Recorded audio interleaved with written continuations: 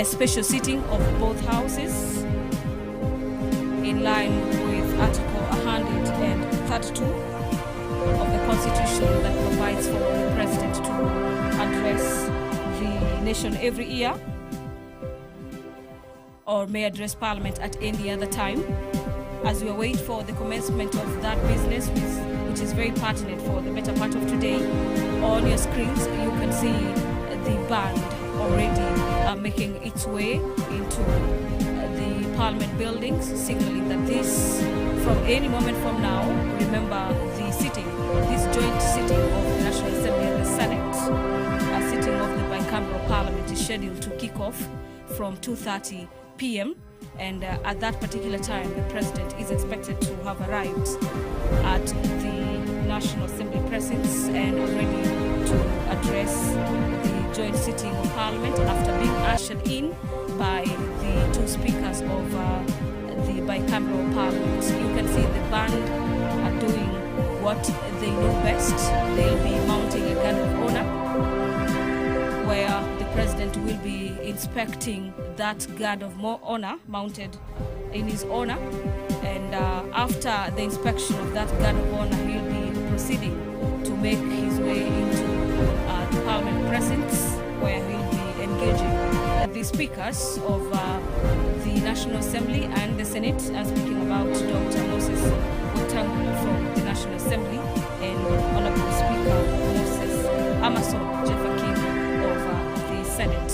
This being a joint sitting of both houses of Parliament, the President, accompanied by the two speakers of both houses, will be making his way into the National Assembly's chamber for this 15th edition of the National Address, or better still, the State of the National Address. Remember, the Chief Justice of the Republic of Kenya, as well as the Deputy Chief Justice and judges, have already arrived in the National Assembly's chambers. A number of cabinet secretaries have already made their way into the chambers this afternoon. They include the CS for Health, Honorable Mutahi Kagwe, the CS for Treasury, the CS for Trade, among other cabinet secretaries who have already made their way into Parliament buildings and in the National Assembly chambers, ready for that State of the Nation Address. Our dear viewers, remember this State of the Nation Address is pursuant to Article 132, subsection 1B of the Constitution, that provides that the President shall address a special sitting of Parliament once a year and may address Parliament at any given time. Article 132, subsection 1C of the Constitution further provides that the President shall, among others, every once a year report in an address to the nation all the measures being taken to ensure that the progress of the nation is being achieved in the realization of the national values referred to in Article 10 of the Constitution. And upon looking at Article 10 of the Constitution, our dear viewers, these national values, we are speaking about matters to do with patriotism, national unity, sharing, devolution of power, the rule of law, democracy, participation of the people, matters to spearhead human dignity, equity, social justice, inclusiveness, equality, human rights, non-discrimination, and protection of the marginalized, issues of good governance, integrity, transparency, and accountability. On your screens, the Deputy President of the Republic of Kenya, Professor Kithure Kindiki, has arrived. He is already being received by the DCI boss, the Inspector General of Police, as well as a host of the top security bosses in the country. And the arrival of the Deputy President of the Republic of Kenya indicates that any moment from now, we'll be expecting the President to make his way into the chamber. Remember, this joint sitting is set to commence at 2:30 p.m. with the inspection of the Guard of Honor, which takes precedence. before the president makes his awaited 15th, or this is the 15th rather, a number of presidents have made their State of the Nation address before President William Ruto. His first one was last year, and this will be his second State of the Nation address, the third, so to speak, a State of the Nation address by President William Ruto. And our dear viewers, the public service values also fall under these values of national unity. And let's now have a look at these values, the public service values that fall under national values and principles of good governance.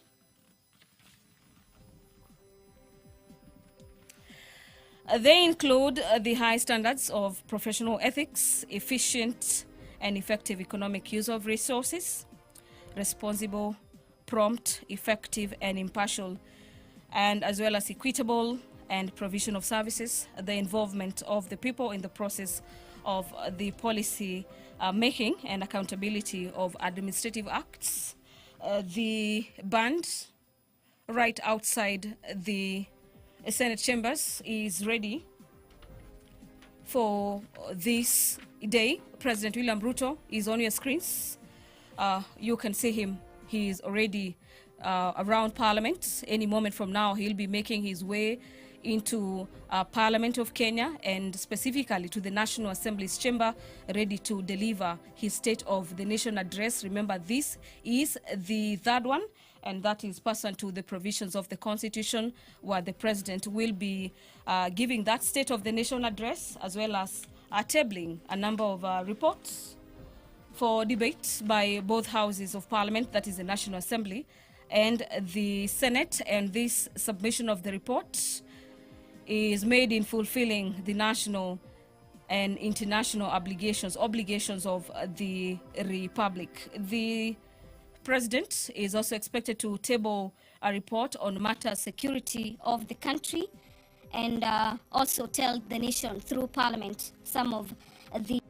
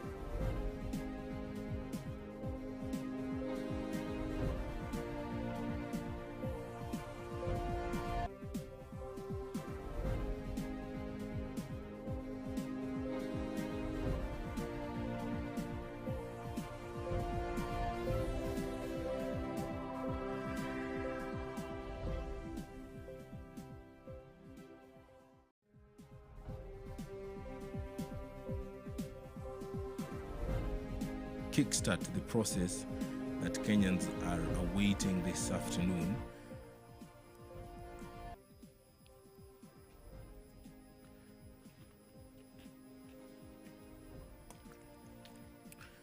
The president has used the previous State of the Nation address to update Kenyans on the steps that the government is taking to improve the economy, as well as security, education, health, and arising matters. One of the flagship projects of the Kenya Kwanza administration has been the Hustler Fund.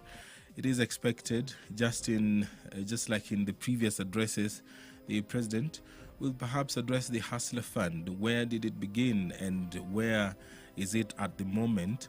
And what are some of the policies that will be introduced in future to improve the fund? He has been passionate about the Hustler Fund, saying that it has uplifted the lives of Kenyans. And recently, the government launched the Nyota program, and perhaps this might form also part of the address that the president will be issuing this afternoon. There is a lot to talk about, considering the fact that Kenya is also at the forefront in fighting for a cleaner and greener planet, and that might also feature in the president's speech this afternoon. He has there on your screen is saying hello to the Deputy Speaker of the National Assembly. There is the leader of the majority party in the National Assembly, followed by the leader of the majority party in the Senate, followed by the leader of the minority party in the Senate and in the National Assembly, the Senator for Narok County, Senator Ledama Olekina, there on your screen saying hello to the president. And that is the majority whip and the clerk of the Senate, followed by the clerk of the National Assembly and other senior officials in the Parliament of Kenya. And this is part of the pleasantries that are exchanged before the president is ushered into the Parliament buildings using the entrance to the Senate.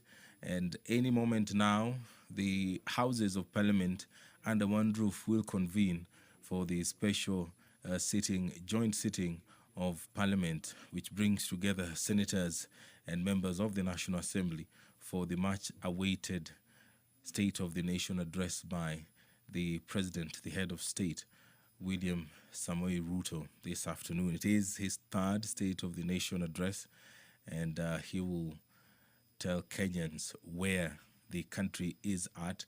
The president is heading towards the Senate chambers. That route heads to the Senate chambers, and after that, we do expect the president to make his way to the National Assembly chambers. These are live pictures from the Parliament buildings, brought to you by the Parliamentary Broadcasting Unit in conjunction with the Kenya Broadcasting Corporation. This broadcast is always available on YouTube, courtesy of the Parliament of Kenya YouTube channel. And you can also follow it on Senate TV, Bunge TV as well. And the broadcast is available also on KBC Channel 1.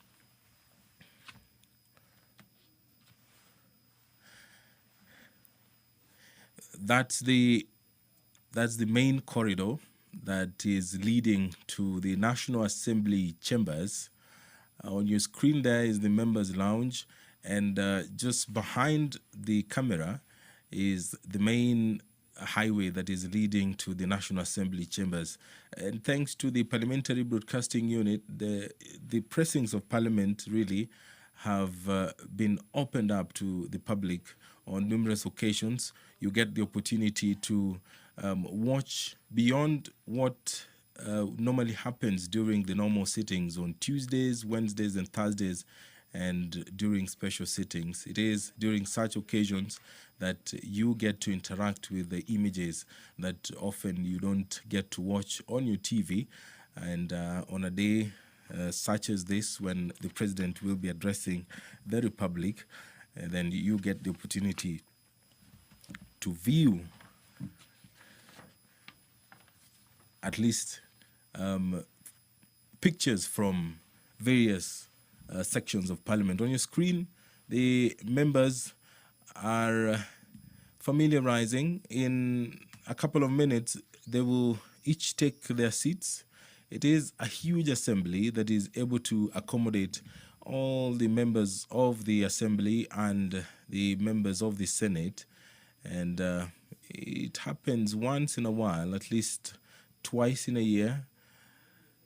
Such sittings have become a norm, especially in the present day Kenya, where the president gathers the members of parliament and updates them on the steps that have been taken to address matters, progress that has been achieved in the realization of the national values, and also he gets to submit a report for debate to the National Assembly on the progress made in fulfilling the international obligations of the Republic. Now, in accordance with the provisions of the Constitution and Standing Order 22, subsection 2, the members were notified actually about the special sitting of Parliament that is set to take place today, the November 20th, where the President will be addressing the members of the Senate and the members of the National Assembly. And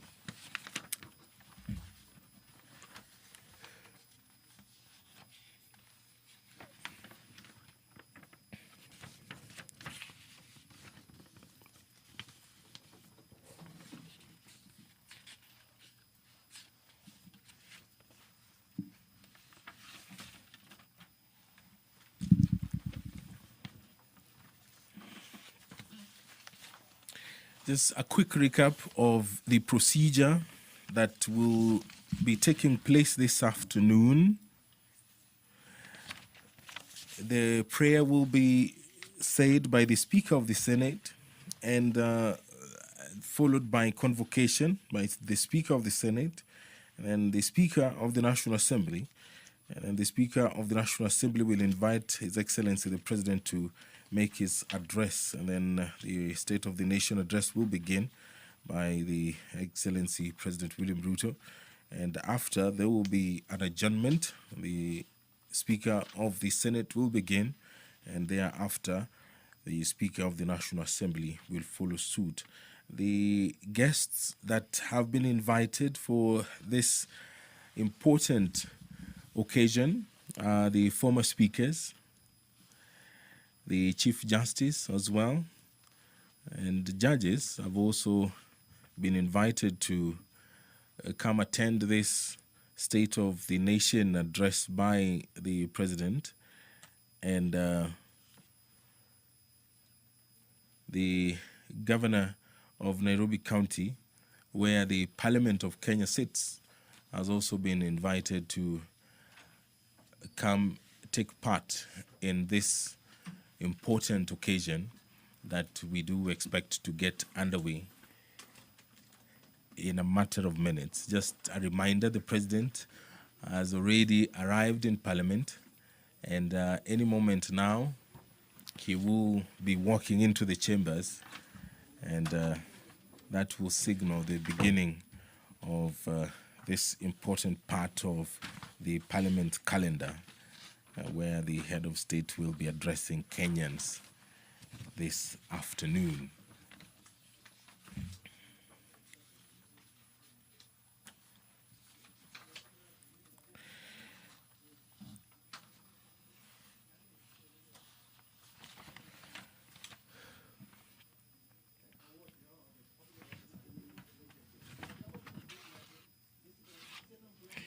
Now, Article 132, Sub-Article 1B of the Constitution requires the President to address the nation once every year and at any other time. Further, Article 132, Sub-Article 1C of the Constitution requires the President to, once every year, report in an address to the nation on the measures taken and progress achieved in the realization of Kenya's national values. Additionally, Article 132, Sub-Article 1C, Part 3 of the Constitution provides that the President shall submit a report for debate to the National Assembly on the progress made in fulfilling the international obligations of the Republic. In this regard, the President did convey a message to Parliament, and he conveyed his desire to address a joint sitting of the Houses of Parliament today, 20th of November 2025, and this sitting will begin shortly. On your screen, the Sergeant at Arms. This is the Senate side of Parliament. And the President is being briefed by the leadership of the Senate. And after that, he will make his way to the Parliament, the National Assembly chambers. He will be walking alongside the two speakers of Parliament. And the President will perhaps address the Social Health Authority and chief as well, the progress of onboarding Kenyans into this new health insurance regime. He is also expected to address the country on affordable housing. Where is the country as far as the building or the construction of affordable houses is concerned?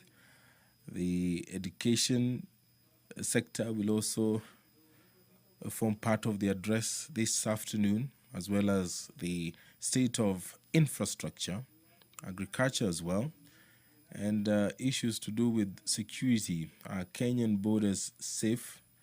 The President will be appraising Kenyans on those issues as well this afternoon. There are the leadership of both the National Assembly and the Senate.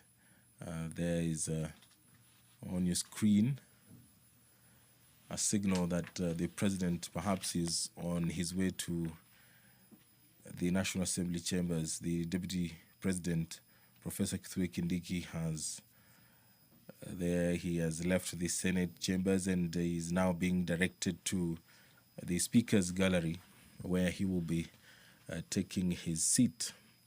The leadership, both the minority and the majority, are walking into the chambers of the National Assembly that is now within your view, and we do expect that any moment now. And there on your screen are the maces, the National Assembly mace on your right and the Senate mace on your left.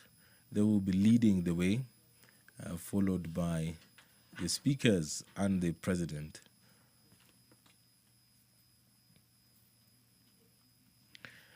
The part of the ceremony that takes place on the Senate wing is the signing of the visitor's book. He is a guest today, and in keeping with the tradition, he is expected to sign a visitor's book, both at the Senate and at the National Assembly as well. Just part of the usual tradition that accompanies the State of the Nation address.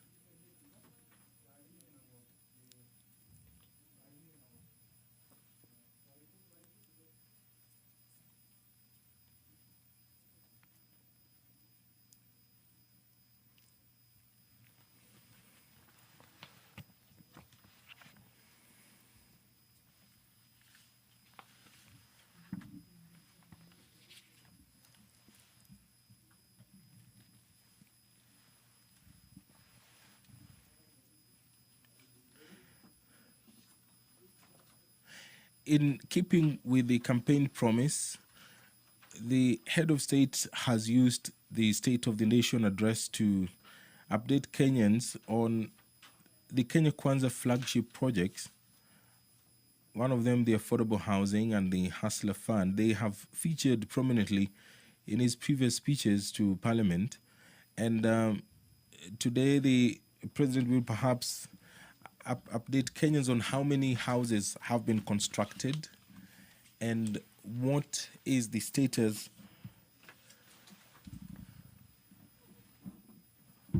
of the Social Health Authority registration by numbers.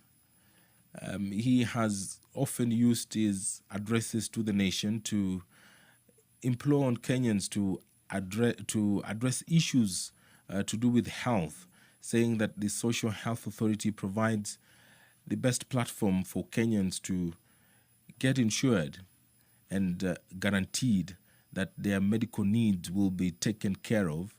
And such occasions are used by the president to further drive the message home that the new medical insurance regime is best suited for the country, that it is better than the previous one. He has on numerous occasions encouraged Kenyans that the Social Health Authority is the best mechanism yet to achieving that desired health state.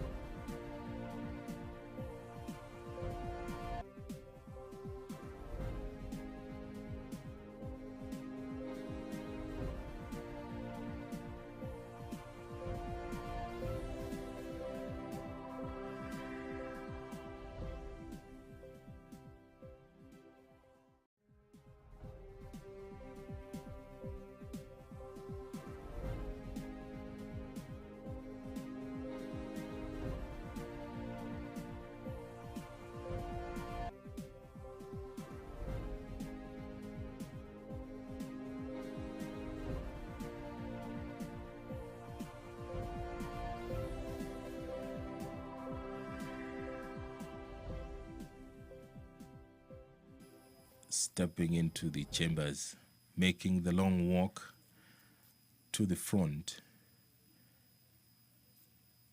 I will now hand you over for this live broadcast of the joint sitting of Parliament, where the President will be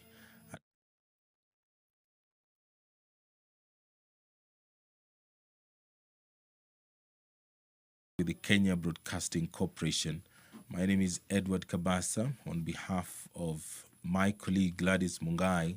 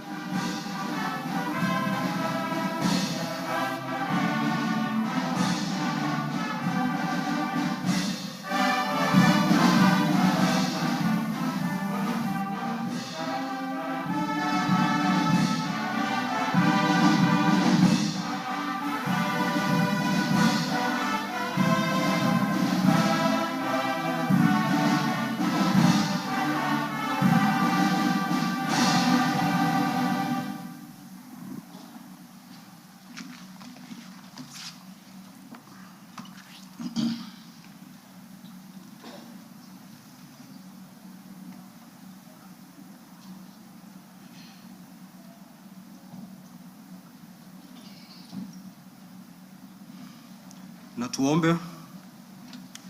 Ewe Mwenyezi Mungu, twakusihi ututazame kwa neema nyingi na baraka, sisi watumishi wako ambao umeridhika kutuita kwa nyadhifa za uongozi katika jamhuri hii yetu. Twakuomba utuajalie tuyatende na kufikia mambo yote atakayofikishwa mbele yetu kwa njia ya haki na uaminifu, ili kustawisha amani, ufanisi na heri ya nchi yetu na wale ambao haja zao umezikabidhi mikononi mwetu. Amen. You may be seated.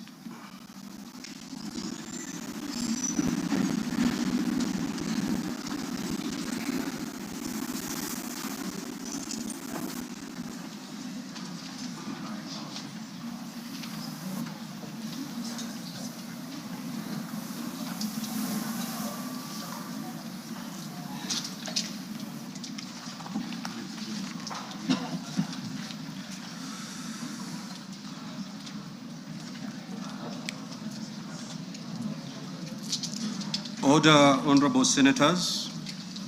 Your Excellency, the Honorable Dr. William Samoei Ruto, CJH, President of the Republic and Commander-in-Chief of the Defense Forces. the Right Honorable Dr. Moses Wetangula, EGH, MP, Speaker of the National Assembly, Honorable Members of Parliament, Article 132(1)(b) of the Constitution provides that the President shall address a special sitting of Parliament once every year and may address Parliament at any other time. Article 132(1)(c) of the Constitution further provides that the President shall, among others, once every year report in an address to the nation all the measures taken and the progress made or achieved in the realization of the national values referred to in Article 10 of the Constitution.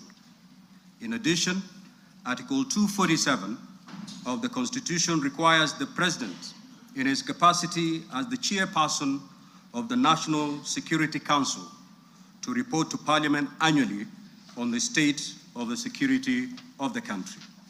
In this regard, the Chief of Staff and Head of Public Service, via the letter reference EOP/1 Cap.26/4A Volume 7/1, dated the 3rd of September 2025, informed the Speakers of the Houses of Parliament of the intention of His Excellency the President to address Parliament. Consequently, and upon consultation, the address to Parliament by His Excellency the President was scheduled for today, Thursday, 20th November 2025. Pursuant to Standing Order 25(2) of the Senate Standing Orders, I notify honorable senators of the place, date, and time of today's special sitting via Gazette Notice number 16/518, which was published in a special issue of the Kenya Gazette on Wednesday, 12th of November 2025. Further, together with the Right Honorable Speaker of the National Assembly, we notified all members of Parliament and the general public of today's special sitting via notices placed in the Daily Nation and the Standard newspapers of Wednesday, 12th November 2025. Accordingly, honorable members, this special sitting is properly convened. I thank you.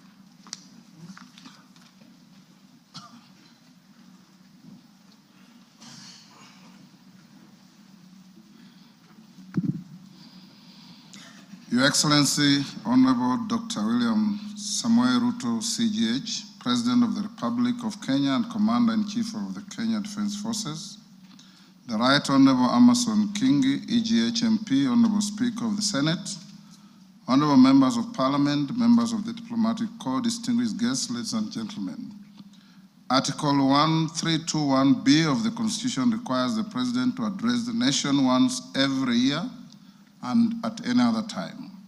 Further, Article 1321C of the Constitution requires the President to, once every year, report in an address to the nation on measures taken and progress achieved in the realization of our national values. Additionally, Article 1321C3 of the Constitution provides that the President shall submit a report for debate to the National Assembly on the progress made in fulfilling the international obligations of the Republic. In this regard, honorable members, by way of a message to the House, His Excellency the President conveyed his desire to address a special sitting of the Houses of Parliament today, 20th November 2025. Therefore, pursuant to the provisions of Standing Order 22 of the National Assembly Standing Orders, by Gazette Notice number 1651, which was published in the Kenya Gazette on 12th November 2025, and indeed as also notified to all members and the general public by way of newspaper notification published on 12th November 2025, I gave notice of this special sitting of Parliament to the members of the National Assembly. Accordingly, honorable members, this special sitting is properly convened. Your Excellency, honorable members, distinguished guests, ladies and gentlemen, it is the custom of Parliament to recognize invited guests seated in our galleries. I therefore wish to recognize the following guests who are seated in the Speaker's row.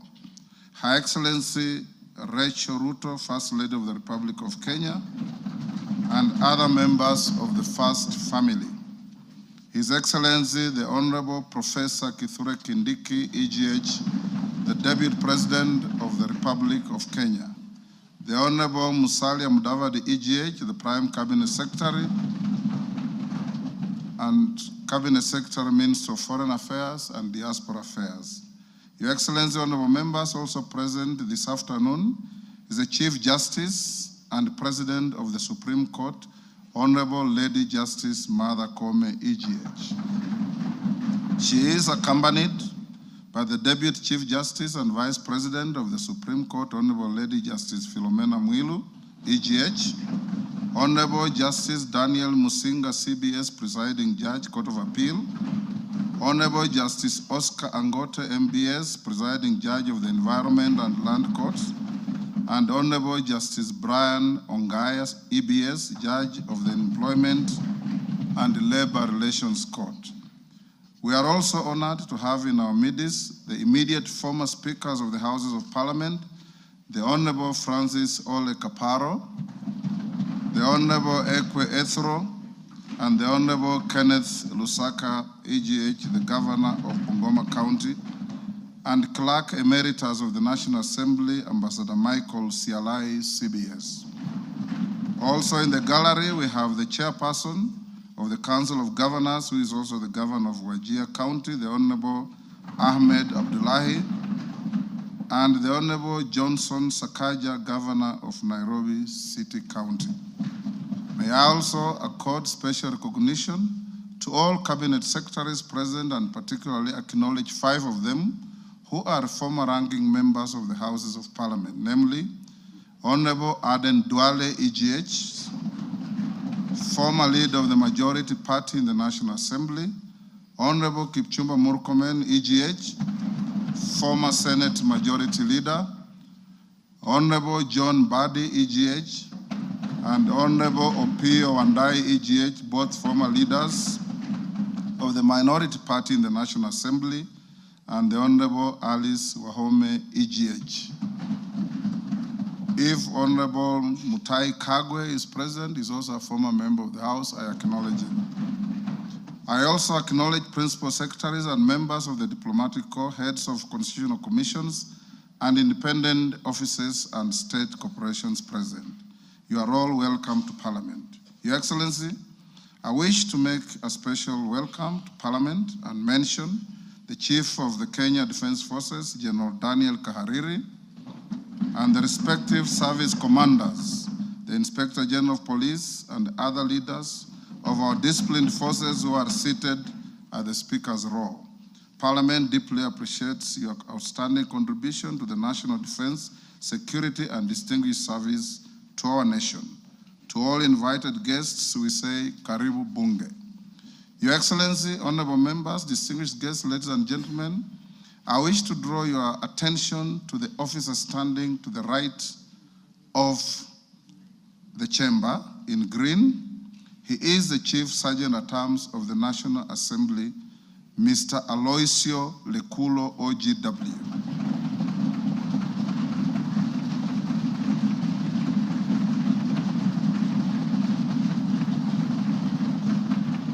Your Excellency, this special mention of this gallant son of Kenya is for the reason that he comes from the smallest community in our nation, the El Molo community, a community which, according to our last census, numbers just about 500. He has risen through the ranks as a high school teacher, as a DO, and competitively employed in Parliament in the year 2006 in the Sergeant's office, rising to become the Chief Sergeant at Arms. Today is his last day on duty, having served diligently in public service.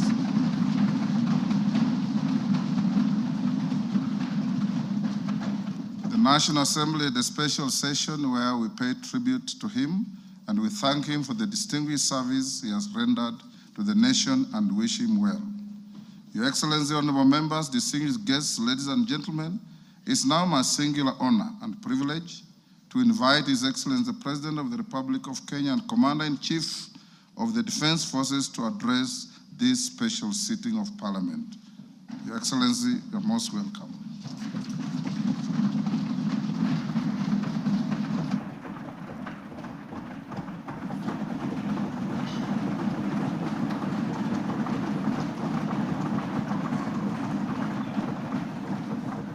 Thank you very much. The Honorable Speakers of the National Assembly and Senate, the Honorable Members of the National Assembly and Senate, the Chief Justice and the leadership of the Judiciary, Cabinet Secretaries, Your Excellencies, distinguished guests, fellow citizens, ladies and gentlemen. 2 years ago, when I delivered my first State of the Nation address, I had a vision to tell. Today, I have a story to tell. A story written not in the quiet offices or the comfort of boardrooms, but out in the blazing sun of our farms, in the dust of construction sites where our affordable homes now rise, and in the grit of our community health workers, doctors, medical professionals who refuse to surrender in the quest for universal health coverage. It is written in the steady hum of our factories, in the determination of millions daring to dream and finance their vision through the Hustler Fund, in the courage of our young people working on housing sites, in the Climate Works program, in the digital ecosystem, and in the bravery of those who, looking beyond our borders, have sought livelihoods abroad to sustain families back home. A story of sacrifice, a story of sweat, a story of progress that has not come easy. It is a story you can see in the numbers, feel in the homes, and trace in the lives transformed across our republic. A story whose facts are available for all to examine, except perhaps for the cynical who have no facts. Today, the evidence is clear, evidence of promises made and promises kept. In just 3 years, we have built not monuments of words, but foundations of progress. And yet, even with these achievements, I am convinced that this is only but the beginning. Mr. Speaker, honorable members, as I prepared this address, I reflected deeply on the long road we have traveled as a nation. 62 years shaped by struggle, sacrifice, hardship, triumph, and milestones that have affirmed our spirit. From that reflection came one undeniable truth. We have made commendable progress, but Kenya still punches way below its true weight. This nation has the talent, the resources, and the spirit not just to improve, but to leap and to make the transition from a developing country to a developed one within our lifetime. That is why I speak today with full conviction that history has summoned this generation, our generation, at such a time as this, to a higher purpose. Some eras are shaped by events. Others are defined by the decisions a nation makes. And today, Kenya is called to make such a decision, to finish the journey our forebears began, and finally turn our long-held potential into lived reality. To do this, we must cast off the prevailing mindset of being content with the average. We must step beyond the comfort of the familiar and the ordinary and reach with courage, clarity, and conviction for nothing less than excellence and greatness. Therefore, as we examine the achievements of the past 3 years, results that have laid a firm foundation for equality of opportunity and a nation where no one is left behind, today I will also place before you not just a vision, but a national project that is realistic, grounded, and entirely within our reach. A vision not just to grow, but to transform. A roadmap not merely to move forward, but to rise from developing to developed, to rise from potential to reality, to rise from promise to prosperity, to rise from the third to the first world, to rise finally into the Kenya we have long imagined, the Kenya we deserve. For long, our ambition was held hostage by small thinking and ordinary expectations. But that era must now be confined to the past. Today, we stand on the threshold of something far greater, a moment in which we can say that our parents dreamed of and what our children yearn for, we will accomplish in our lifetime. As we know, this is achievable because others have done it before. I have often spoken of the Asian tigers, South Korea, Singapore, Hong Kong, Malaysia. And by the way, members, the Prime Minister of Malaysia will be here this weekend. Countries that at independence were our peers in nearly every measurable way. They had no extraordinary resources. They were not superhuman. They simply had the courage to make bold, disciplined, deliberate choices. They invested in their people, demanded excellence, and refused to be trapped in the limitations of their circumstances. They refused to make peace with mediocrity. Today, they stand as first world economies. If they could rise, so can Kenya. It can be done. Let me repeat. It can be done. Later in this address, I will set out the strategic choices, the reforms we will deepen, the sectors we will unlock, and the investments we will prioritize to move Kenya to the next level. I say all this not as a personal badge of honor, but as a recognition of what we have achieved together, the Kenyan people, the leadership in all arms of government, and across all political formations. Honorable members, the last 3 years have not been easy. We have agreed, sometimes disagreed, and at times those disagreements have carried great cost. We have compromised, we have confronted hard truths, and we have endured storms none of us invited.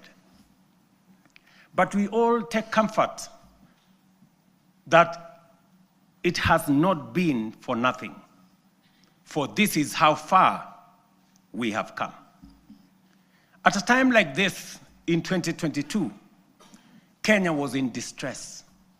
Inflation had soared almost to double digits. A fuel shortage threatened to paralyze our economy as oil marketers struggled to access dollars. The shilling was in free fall. Foreign reserves had hit historic lows. Debt service consumed more than half of our revenues. Confidence, both local and foreign, had waned. International analysts warned that it was no longer a question of if, but when Kenya would default. Within that context, we acted. We restored fiscal discipline. We eliminated wasteful subsidies. We rationalized public expenditure.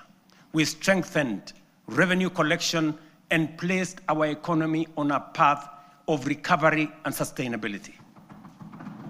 Inflation, which stood at 9.6% in 2002, in 2022, has steadily declined to 4.6% as of last month, bringing much needed relief to households.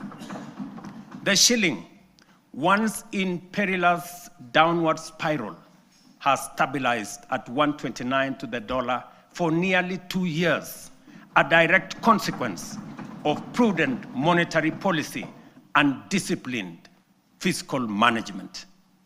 Our successful Eurobond redemption signaled to the world that Kenya honors its obligations.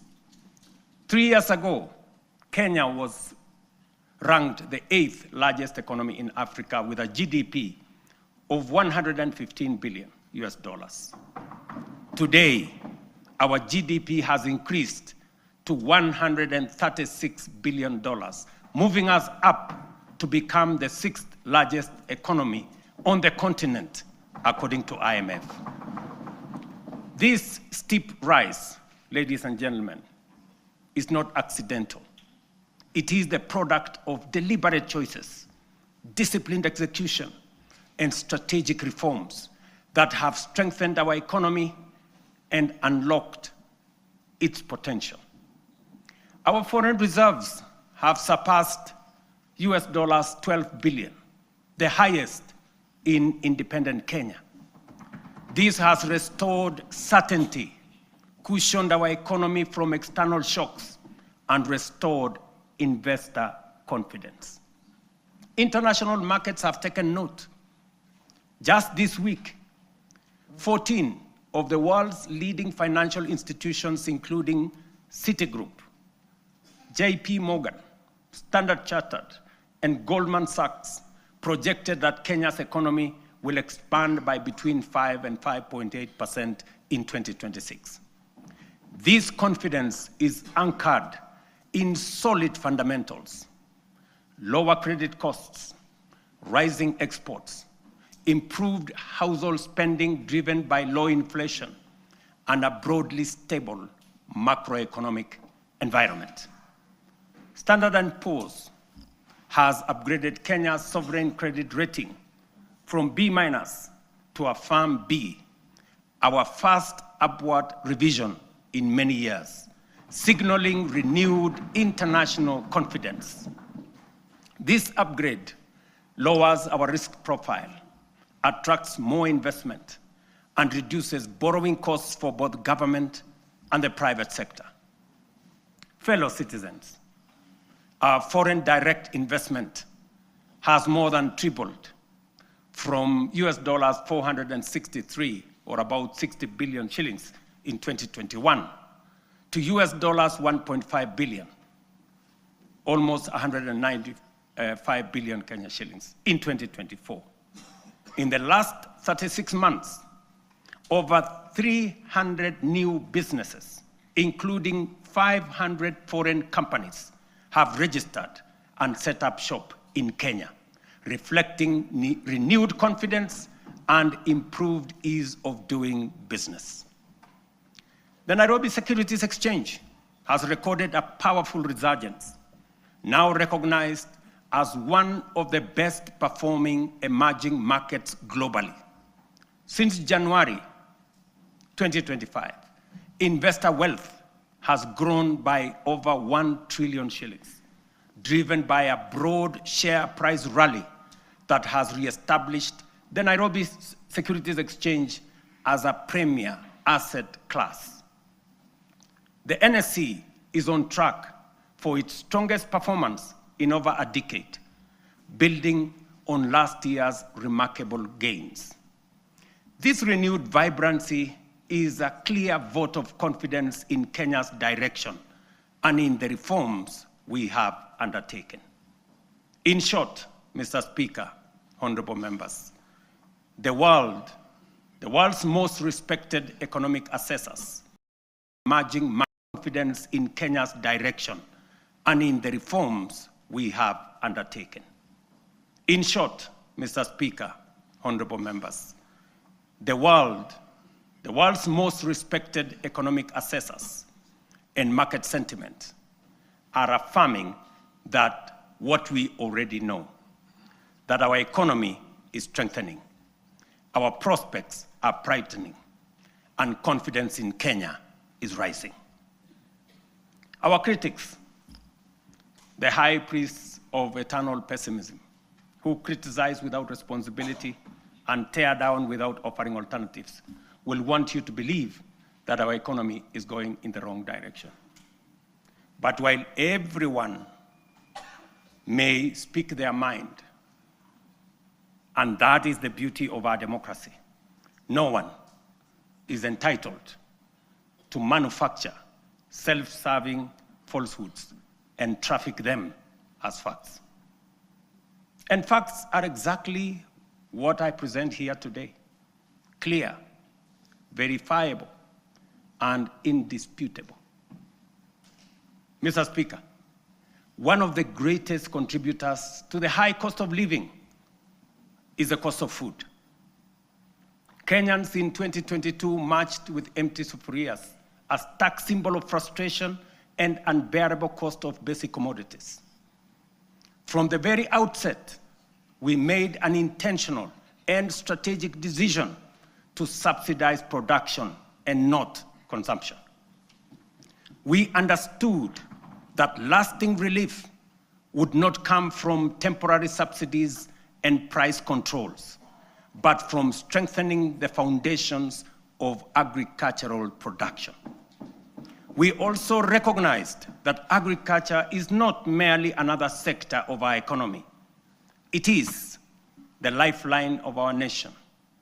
If we were to secure households, stabilize prices, create jobs, expand industry, and spur exports, agriculture had to be the fulcrum of our transformational agenda. To organize the sector and improve service delivery, we launched an integrated digital platform to register farmers. In 2022, fewer than 300,000 farmers were on record. Today, over 7.1 million farmers are registered on the Kenya Integrated Agricultural Management Information System, giving us visibility to design scientific targeted interventions and eliminate extortionists, getaway brokers, and drive out cartels and middlemen. This has enabled us to implement the fertilizer subsidy program at scale. To date, over 21 million bags of affordable fertilizer have been distributed, reducing the price by nearly 2/3 and saving farmers Kenya shillings 105 billion so far.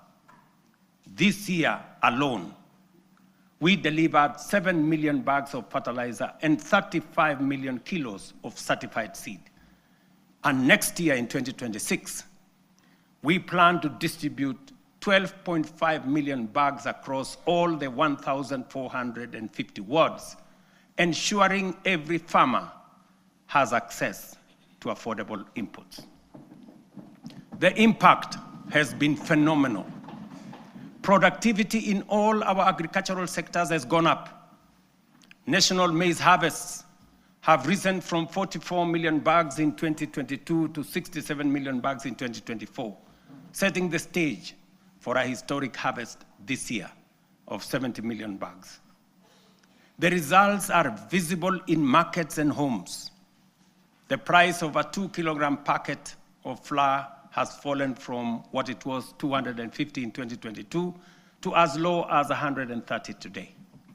For millions of households, this is meaningful daily relief. The transformation across our value chains is equally compelling.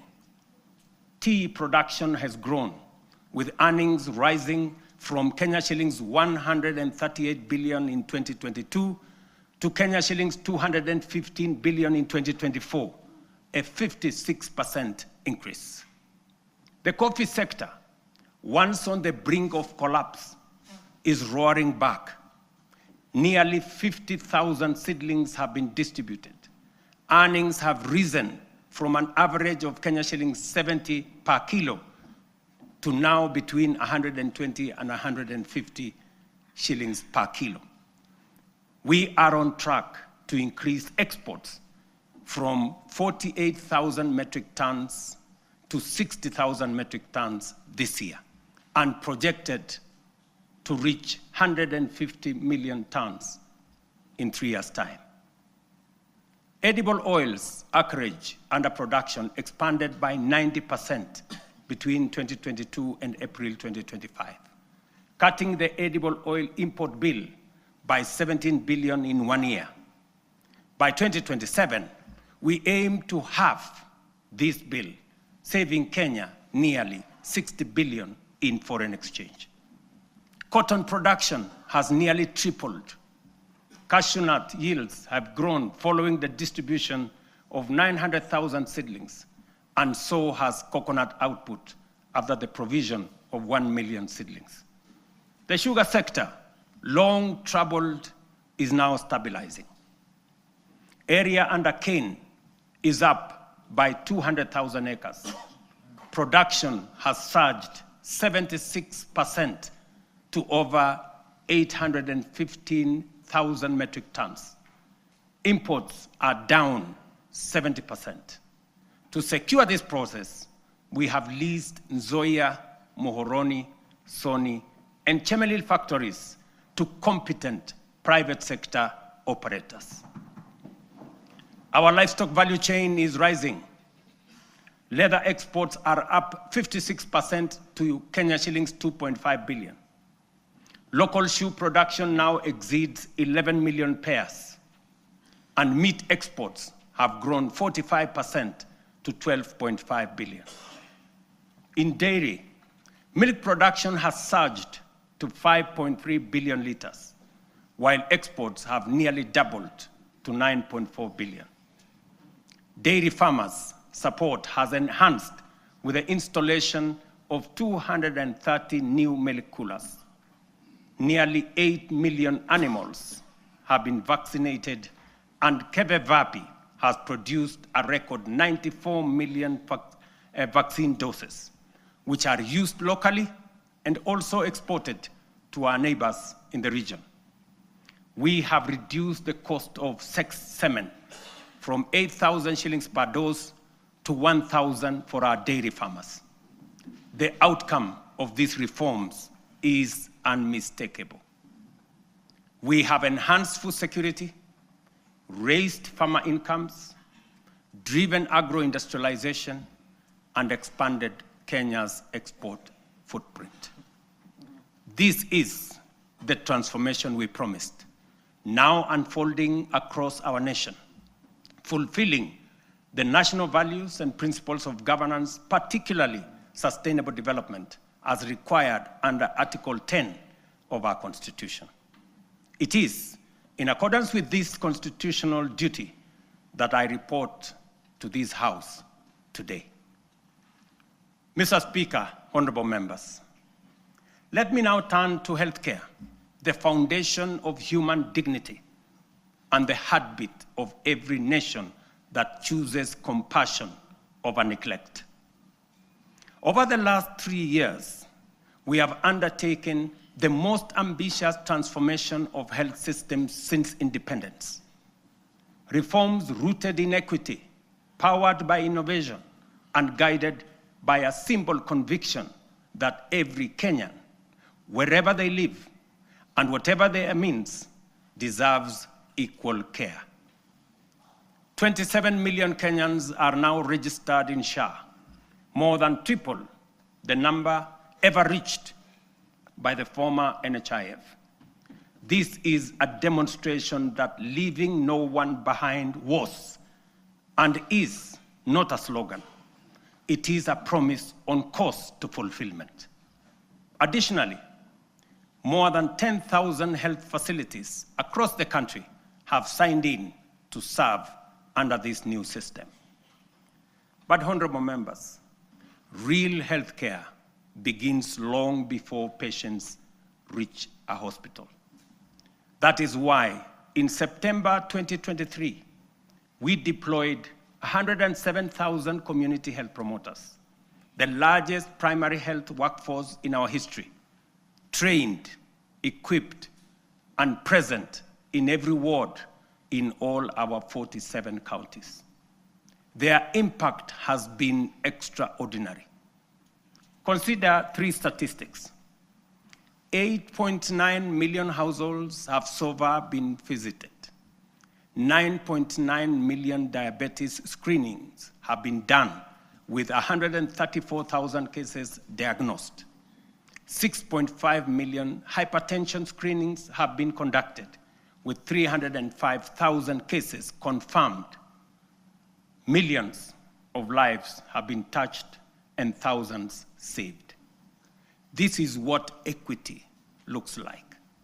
This is the meaning of universal health care. This is leaving no Kenyan behind indeed. Behind these numbers stand the community health promoters, quiet, devoted, tireless, heroes of this new era. Today, we honor them. We thank them. To them, we say Kenya is healthier because of you. Mr. Speaker, when I promised that those unable to pay would be supported by government under UHC, the cynics scoffed as usual. Today, we are paying premiums for 2.3 million vulnerable Kenyans, including orphans, widows, the elderly, and those without income, because for them, healthcare is not a privilege. And I must commend members of this august House who have stepped in to support vulnerable families in this gesture. We are also modernizing hospital equipment through the National Equipment Service Project, replacing the old MES model that burdened counties with heavy upfront costs. Under the new fee-for-service system, private partners install, maintain, and run state-of-the-art equipment, and public facilities pay only when they use them. We have overhauled KEMSA to end the chronic crisis of drug shortages, raising medicine availability from 48% to 68%, and to a projected 90% by the end of this year and 100% by March next year. This is more than healthcare reform. It is a long-deferred promise finally taking shape. A Kenya where every citizen can face tomorrow with confidence, knowing their nation will stand with them in their hour of need. It fulfills our national values of dignity and equity as stated in Article 10 of the Constitution. In the same spirit, the government is strengthening financial protection for Kenyans under cancer treatment. Social Health Authority will enhance the cancer benefits package from the current 550,000 shillings to Kenya shillings 800,000, effective December 1. This enhancement responds to the rising cost of sustained cancer care and ensures that patients can access quality, uninterrupted treatment without facing financial hardship. Mr. Speaker, honorable members, when I assumed office, our education sector was in distress with a strained CBC transition, a chronic teacher deficit, universities on the edge of insolvency, and overstretched infrastructure. We moved quickly to restore education as the great equalizer. Through the student-centered funding model, scholarships and loans now follow need and merit, placing the learner at the center. Nearly 500,000 students have already benefited from this model. We then tackled the teacher crisis head-on. We have hired, as you all know, 76,000 teachers with 24,000 more to be brought in by January next year. That will translate to 100,000 teachers in 3 years, an achievement unmatched in the history of our country.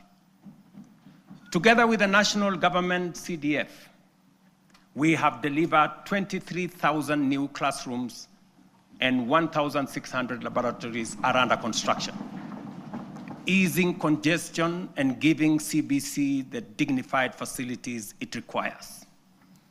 TVET has become the engine of practical skills. Enrollment has leaped from 341,000 in 2022 to 718,000 as young Kenyans embrace engineering, ICT, modern agriculture, hospitality, design, and the trades that power a modern economy.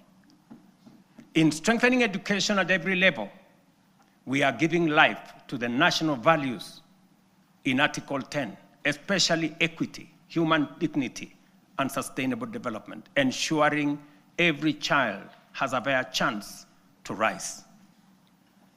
Mr. Speaker, honorable members, 3 years ago when we said we would deliver affordable housing, the cynics dismissed it. They said it was fantasy. When they realized we were serious, they called it impossible. And when we broke ground across the country, they suggested that these projects would stall. Today, those doubts have given way to a very different question from Kenyans everywhere. How do I own one of these units? That is now the question. Across the country, we are delivering the most extensive housing rollout in Kenya's history. 230,000 affordable homes. And we meet student needs. 178,000 beds have been packaged for universities, TVETs, KMTCs, with 74,000 already under construction, transforming a sector where fewer than 10% once had decent accommodation. Additionally, 270 modern markets are taking shape nationwide, providing vital spaces for women and MSMEs, with another 175 underway, expanding the backbone of local commerce.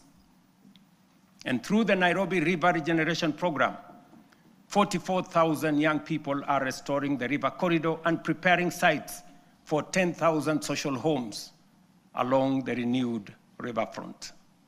The program, the housing program, including markets and hostels, has created over 428,000 jobs.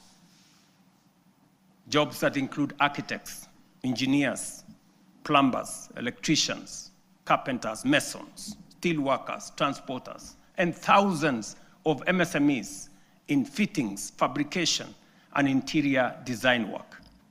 At peak next year, it will employ at least 1 million Kenyans. Honorable members, this program is far more than housing. It is a national empowerment engine, creating jobs, formalizing the informal sector, revitalizing micro, small, and medium enterprises, restoring our environment, and building resilient communities. It advances equity, dignity, and sustainable development, the very values anchored in Article 10 of our Constitution. Mr. Speaker, honorable members, allow me to turn to a sector that carries the hopes of nearly every Kenyan family, our micro, small, and medium enterprises. MSMEs are the backbone of our economy, the engine room of innovation, and the daily hustle of more than 15 million Kenyans. For decades, access to affordable credit trapped millions in frustration. Without collateral, there was no loans. For the millions blacklisted, every door of opportunity was shut. And when banks refused to take a chance, their dreams simply stalled. As promised, we broke that cycle. The Financial Inclusion Fund, the Hustler Fund, now stands as the largest financial inclusion program since independence, extending over 80 billion shillings to 7 million Kenyans. And those who were blacklisted, the 7 million once blacklisted Kenyans, have since repaired their credits. 3 million small businesses and their owners, previously locked out of the formal finance, are now banked. And 2 million Kenyans are now frequent borrowers. Today, through the Hustler Fund Bridge Facility, 800,000 entrepreneurs are accessing up to 150,000 shillings each without collateral to expand and grow their businesses. But honorable members, credit alone is not enough. Many young people do not lack ideas, they lack opportunity. That is why we launched Nyota, the National Youth Opportunities and Transformation Agenda, one of the most ambitious youth empowerment programs in our history. Over the next 5 years, Nyota will uplift 820,000 unemployed young people through apprenticeship, recognition of prior learning, entrepreneurship grants, digital skills training, and support savings. When the program is fully implemented, it will have placed 90,000 young people into work or enterprise, certified 20,000 into different skill areas, capitalized 110,000 businesses, and matched savings for 190,000 savers, while building capacity of 600,000 more to undertake government procurement under the ACBO program. Ladies and gentlemen, over the past 3 years, our digital transformation agenda has become one of the most powerful engines of renewal. A quiet revolution changing how Kenyans live, how they work, learn, or do business.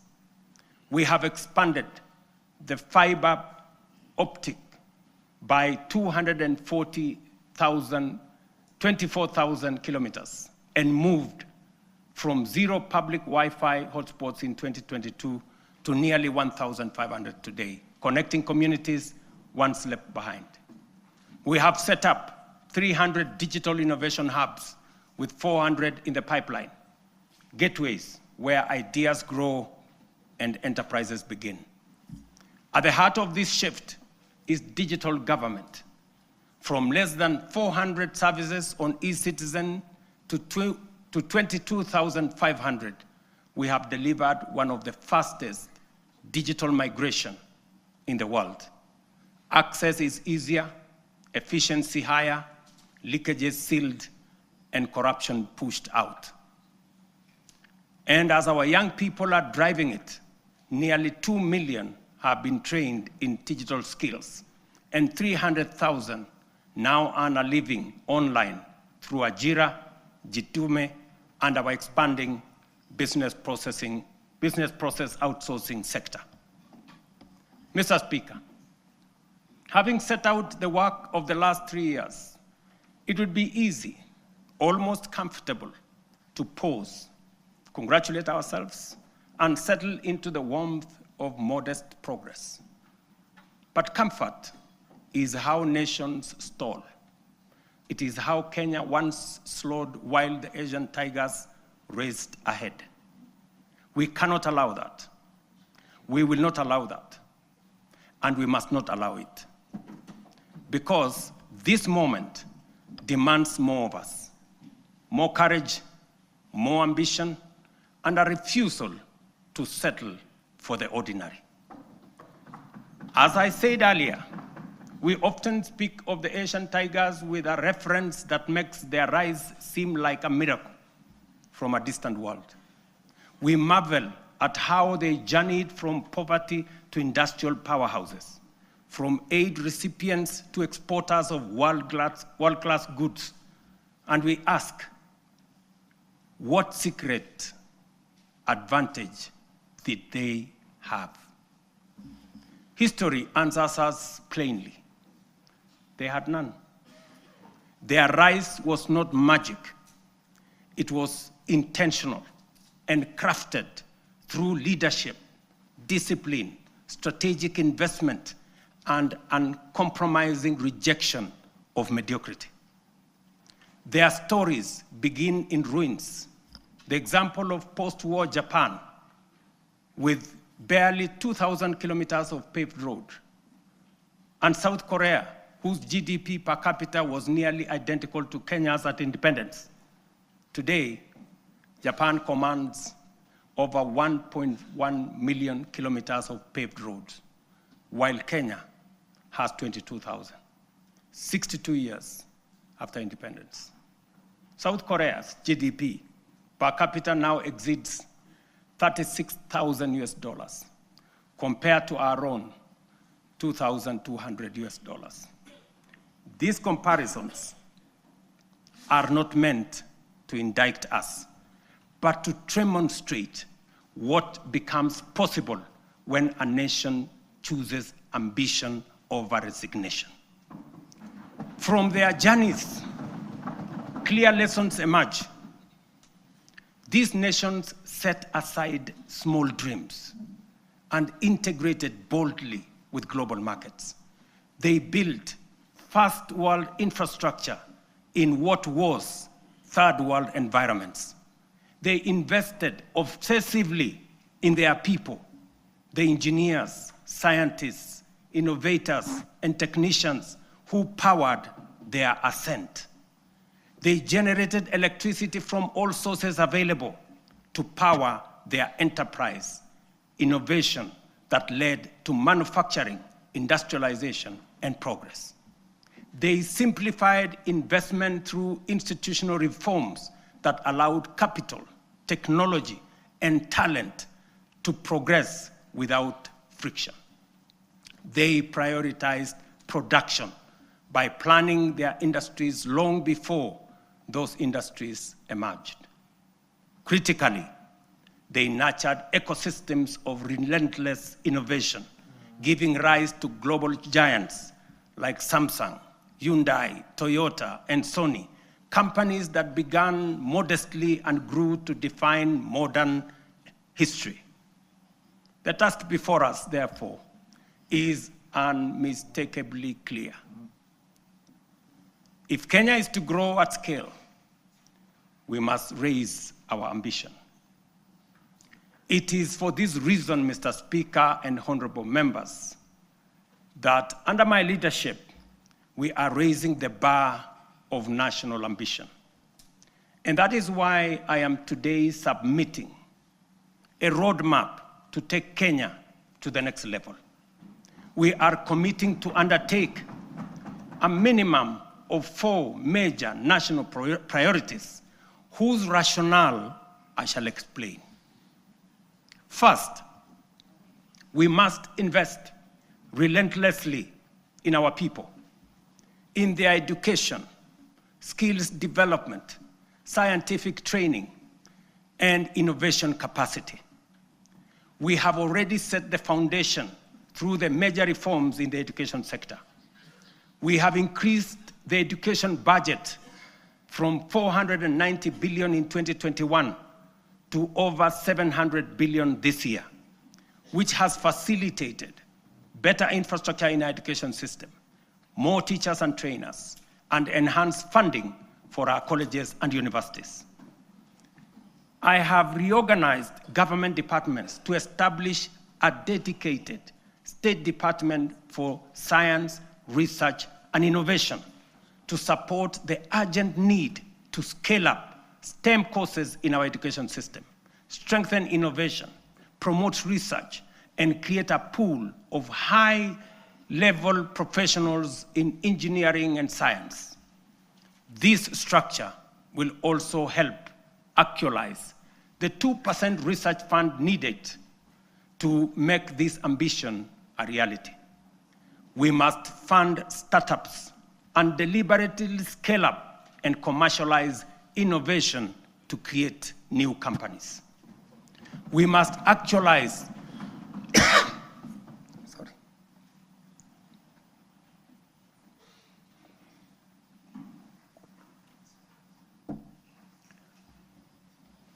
We must actualize the National Research Fund, moving from the current 0.8% of GDP to 2% of GDP. This leaves us with a shortfall today of 180 billion. Progressively, we should grow the fund to 1 trillion over the next 10 years. We will mobilize domestic public resources, private investment, venture capital, and other private sector financing to drive this effort, because no nation rises above the abilities of its citizens. Let me repeat that. Gentlemen and ladies, no nation rises above the abilities of its citizens. And we must promote a culture of enterprise so that Kenyan companies can cross borders. The example of Safaricom's M-Pesa, growing from a local solution into a global financial platform, serving more than 70 million customers in 170 countries today. This demonstrates the possibilities we can unlock. Secondly, we must turn around our economy from a net importer to a net exporter of products, goods, and services. The most urgent being imports of food products that cost us 500 billion shillings every year. Just imagine. We are importing maize, wheat, rice, edible oil, to Kenya. at a cost of 500 billion shillings every year. As I mentioned earlier, we have already made interventions to reduce imports of maize, sugar, edible oils, rice, wheat, but our efforts are undermined by the natural limits of rain-fed agriculture. We can no longer allow the clouds to determine whether our people eat or not. We are able to produce enough for domestic consumption and exports. Expanded modern irrigation is now necessity and the only path forward. We are endowed, ladies and gentlemen, honorable members, with arable land, yet we all know only 15% of Kenya can support rain-fed agriculture. And this limited area is what we have relied on to feed the entire nation. While 85% of Kenya does not receive sufficient rainfall, if we harvested and stored rainwater, we can bring vast arable lands in these arid and semi-arid regions into productive use. With the dams, we can transform our arid and semi-arid areas into hubs of agricultural production, even in the absence of rainfall. We must never give up on the potential of these regions simply because they receive little rain. And we must never confuse the lack of rain with the lack of water.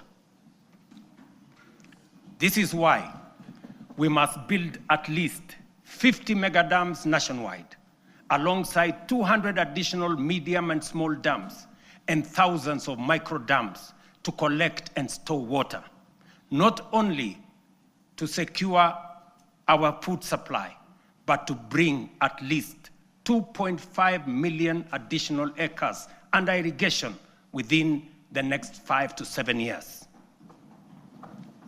Therefore, the commitment to harvest and store water is not simply about food and water security. It is a strategic, nation-shaping investment, one that underpins our aspiration to be a net exporter of agricultural products, underpins economic independence, rural prosperity, and sustainable development. The Ministry of Water and Sanitation and Irrigation, alongside all relevant agencies, have already mapped out precise locations of these dams. These projects span the breadth of our republic. Sorry. From the High Grand Falls, a mega dam on River Dawa in Mandera, Isiolo, Pasalinga Dam, Yata in Machakos, Singli Canal in Garissa, Soin Koru in Kisumu, Rumuruti in Laikipia, Thochi in Embu and Tharaka, Lowat in Turkana, Mahoya Dam, straddling Nyeri and Kirinyaga, Narosra in Narok, Aror in Elgeyo Marakwet. Others include Ndarugu in Kiambu, Kokwanyo in Homa Bay, Rare in Kilifi, Tongaren in Bungoma, and many more strategic sites nationwide.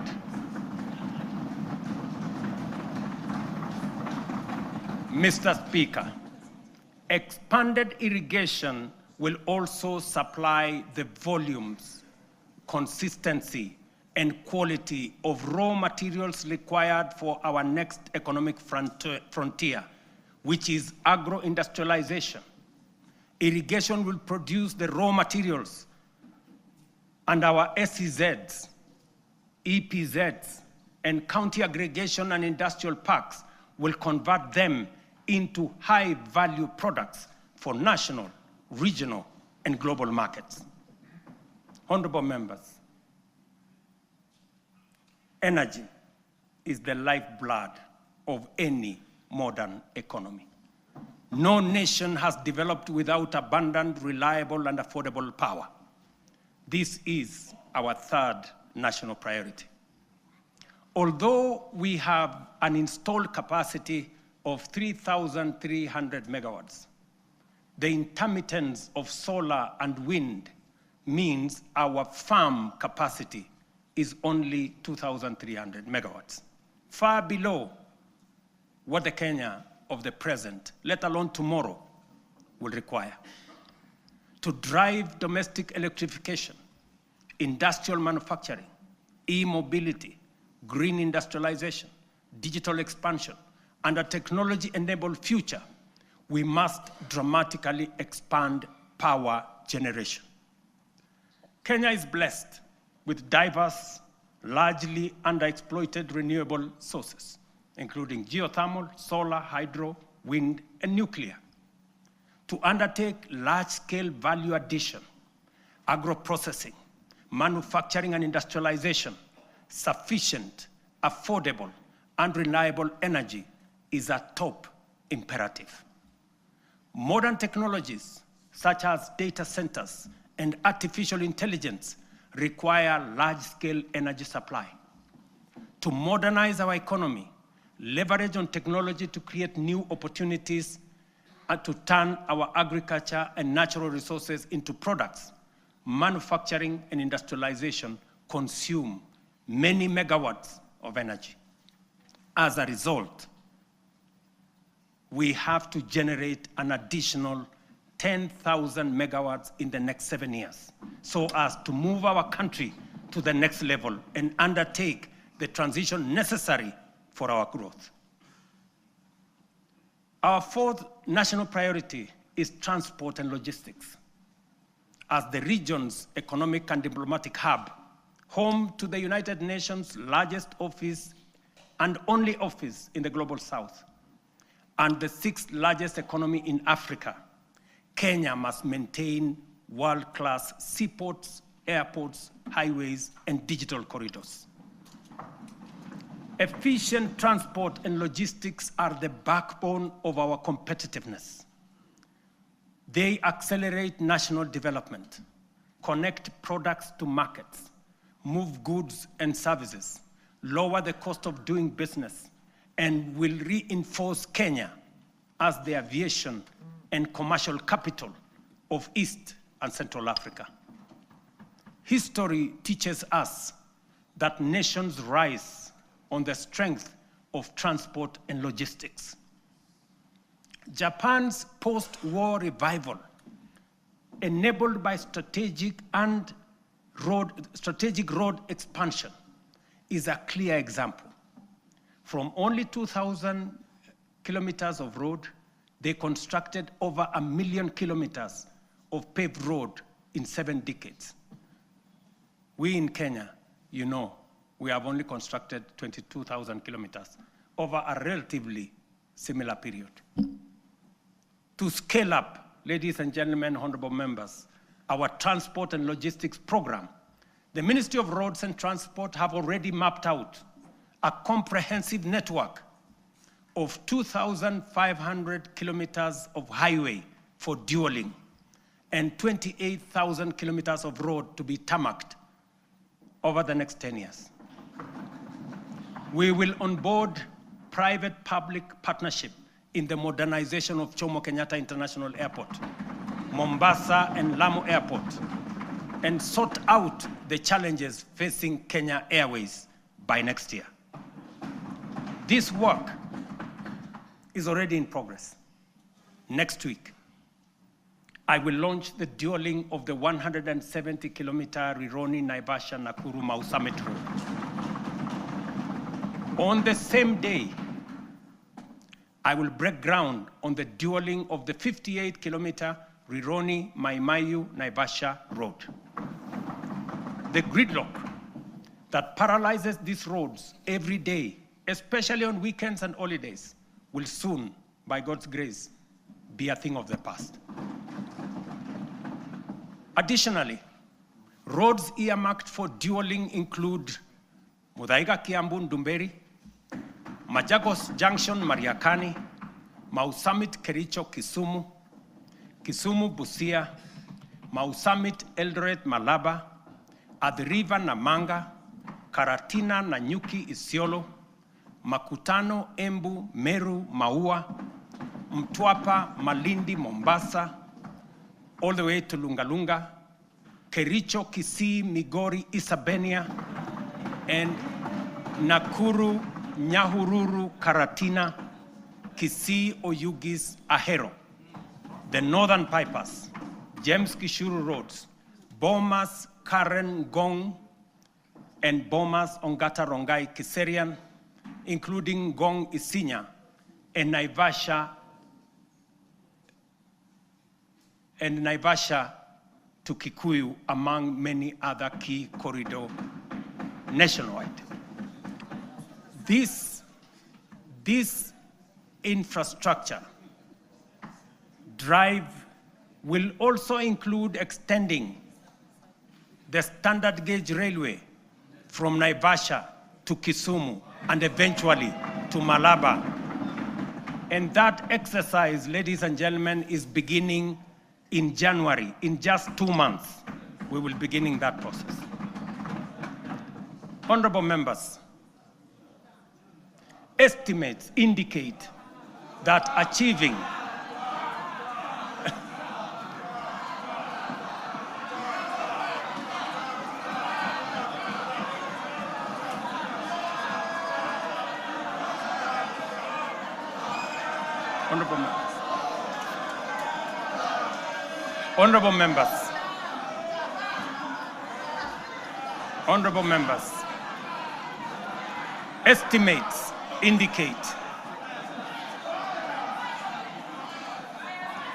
Honorable members, estimates indicate that achieving these 4 priorities will require at least 5 trillion. This is undeniably a large sum. Some may see it as unrealistic, even audacious, for a country like ours. But allow me to recall President John F. Kennedy's words in 1962 as he rallied America to reach the moon. And this is what he said, and I quote, "We choose to go to the moon in this decade and do the other things, not because they are easy, but because they are hard. Because that challenge is one we are willing to accept, one we are unwilling to postpone." These 4 projects are our national imperatives, commitments we must embrace without hesitation, not because they are easy, not because they are cheap, but because they are absolutely necessary, because they are worthy of our time. This is the assignment of our generation. This is the purpose for this administration and this parliament, the 13th parliament. And this is the moment we must rise up to. Which brings us to the next question. Given our fiscal constraints, how shall we finance these transformative projects and do so sustainably? The answer, ladies and gentlemen, lies in 2 key financing vehicles: the National Infrastructure Fund and the Sovereign Wealth Fund. As noted earlier, our development ambitions require sustained, large-scale investment in education, in roads, in energy, water systems, logistics, transport, and digital network. Yet, our fiscal space is narrow. We cannot continue funding essential infrastructure through unsustainable borrowing and burdening taxpayers with additional taxes. But neither can we afford to postpone these imperatives without risking our future. There is need to be innovative in the use of our national revenues, or the national revenues at our disposal. There is need to deploy our national assets available to us in creating public-private partnerships that will crowd in the enormous pool of private sector resources available regionally and globally. This is why we will establish the National Infrastructure Fund, whose architecture will be underpinned by the reforms in the Government-Owned Enterprises Bill, passed by this August House, that I will sign into law tomorrow. This fund is the strategic solution that will provide a framework to innovatively scale up our resources to match our ambition. It will fulfill our manifesto commitment to rebuild Kenya's infrastructure while reducing reliance on tax and debt. We will do this by using budgeted resources prudently and introducing a financing architecture that leverages capital markets, diversifies ownership through unlocking of national assets through privatization, and use PPP frameworks to channel private capital into public priorities. For decades, Kenya has privatized major public assets, from Kenya Airways to KenGen, from Kenya Re to Safaricom. Yet, we cannot point to enduring national assets built from privatization proceeds because the funds were absorbed into budgets and spent. The National Infrastructure Fund will break this cycle.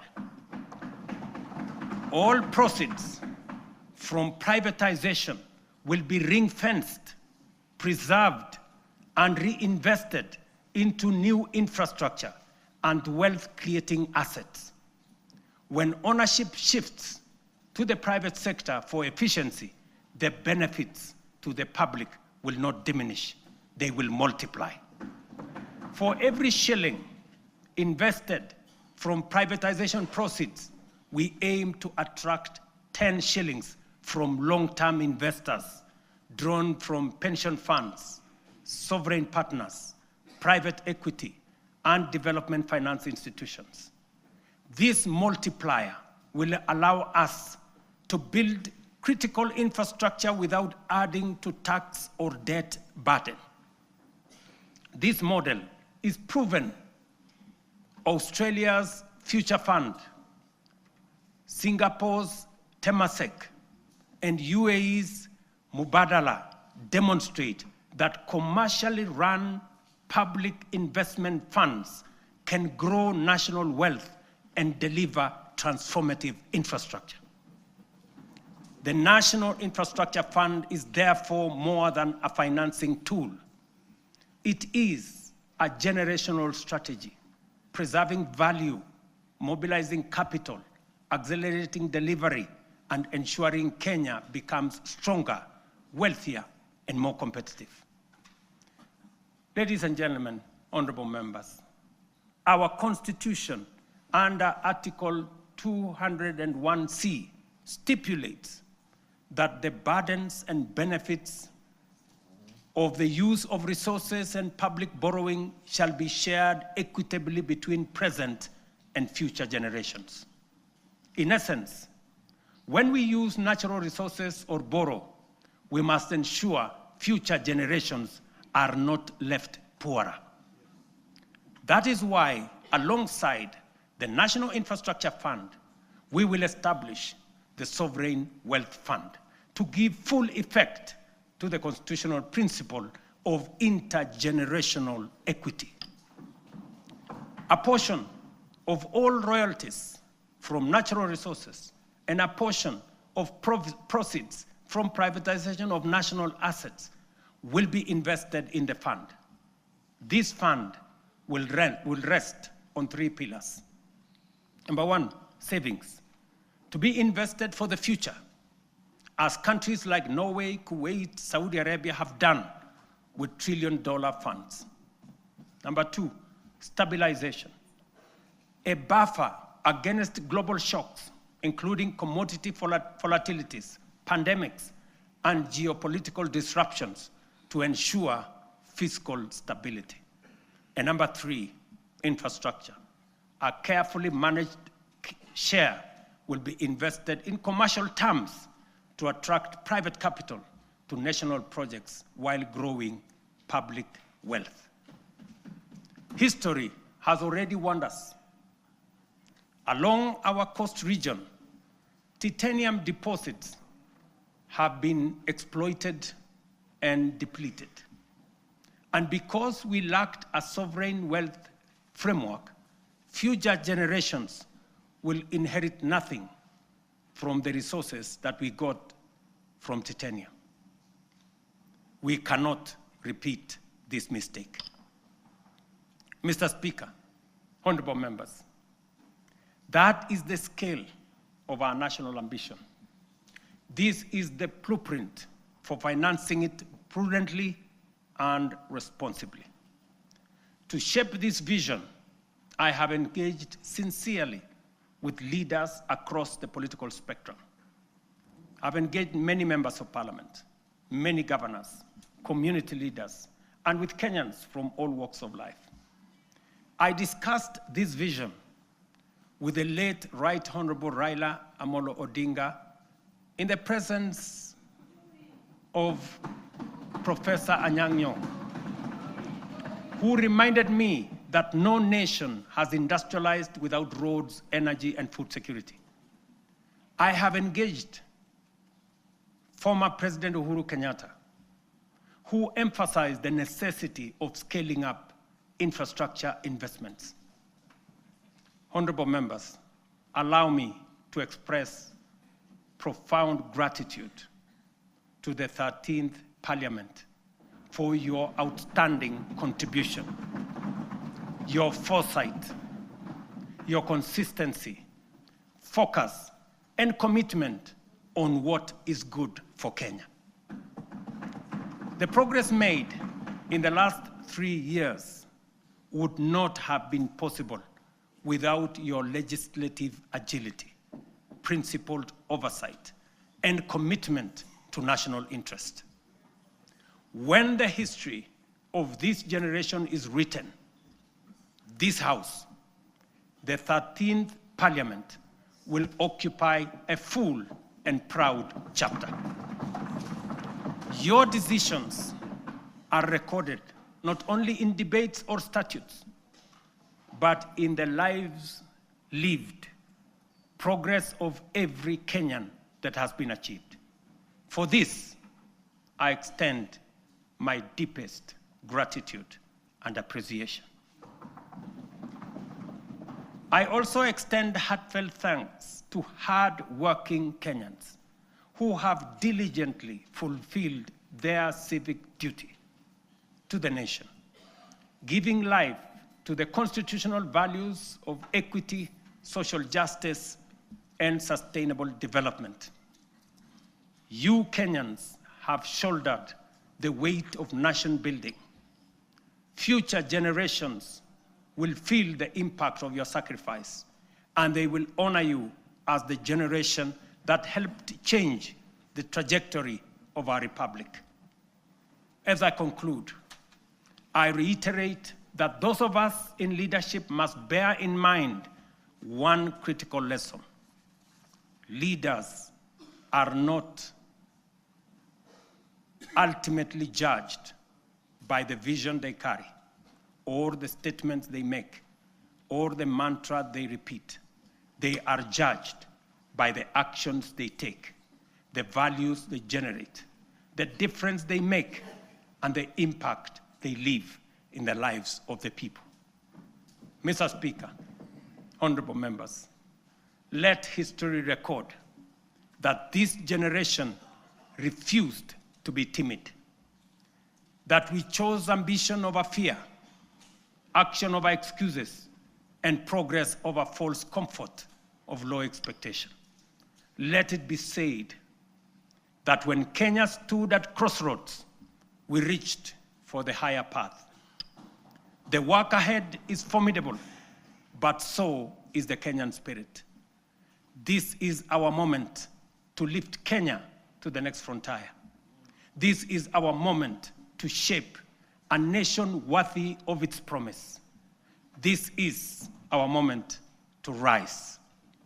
Honorable members, it is now my pleasure to submit to Parliament the following 3 reports as required by the Constitution. Number 1, reports on all measures taken and progress achieved in the realization of the national values as I have espoused. Number 2, report on progress made in fulfilling the international obligations of the Republic. And number 3, the report of the state of security of the country. Now, therefore, I hand over the reports to the Speaker of the Senate and the Speaker of the National Assembly, and I thank you for your attention. God bless you, and God bless our great country, Kenya.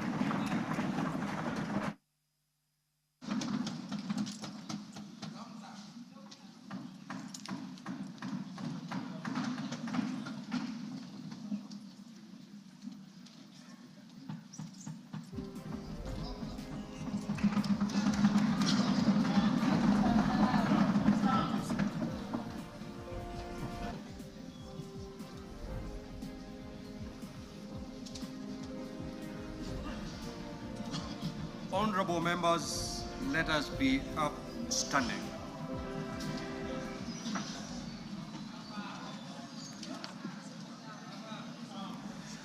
Your Excellency the President, the Right Honorable Speaker of the National Assembly, honorable members and distinguished guests, we have now come to the conclusion of the business of the day, and it is now time to adjourn. The Senate stands adjourned until Tuesday, the 25th of November, 2025 at 2:30 p.m. in the Senate chamber. Thank you. Your Excellency, the President, Right Honorable Speaker of the Senate, honorable members of the National Assembly, the National Assembly now stands adjourned until Tuesday, 25th November, 2025 at 2:30 p.m. May I take this opportunity to invite all honorable members and our guests to a reception at the Parliament courtyard.